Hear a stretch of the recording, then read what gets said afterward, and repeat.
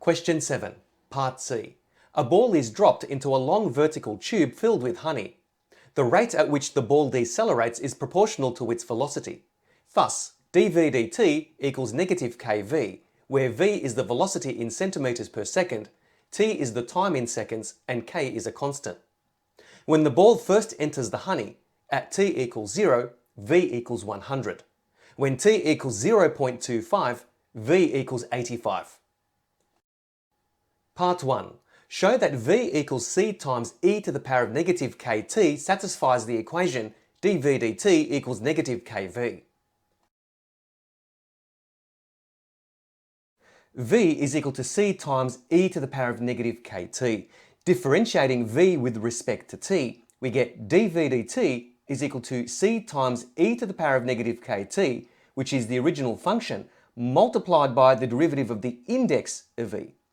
Now the index of e is negative kt, and differentiating negative kt with respect to t, we get negative k. So what we've done in effect is to apply the chain rule. So dv dt is equal to c times e to the power of negative kt times negative k. Now c times e to the power of negative kt is equivalent to v. So we can replace this part of the expression with v. So dv dt is equal to v times negative k, which is equal to negative kv. Therefore, v equals c times e to the power of negative kt satisfies the equation dv dt is equal to negative kv.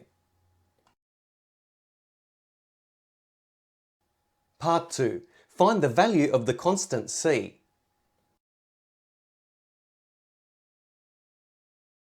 One of the boundary conditions given is that when t is equal to 0, v is equal to 100. Now v is equal to c times e to the power of negative kt. So substituting 0 for t and 100 for v, we can form this equation. 100 is equal to c times e to the power of negative k times 0.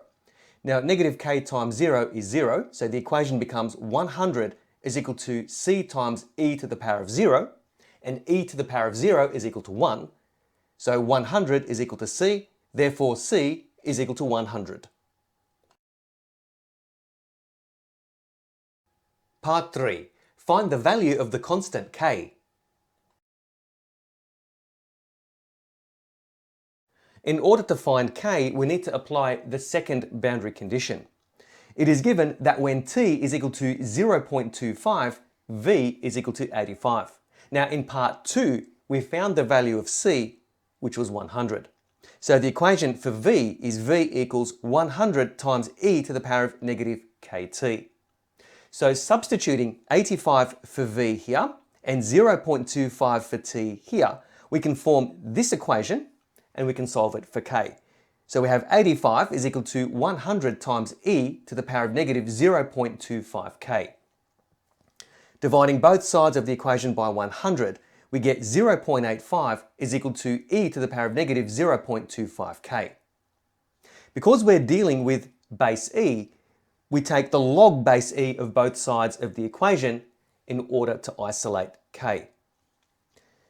So we have ln of 0.85 is equal to ln of e to the power of negative 0.25k.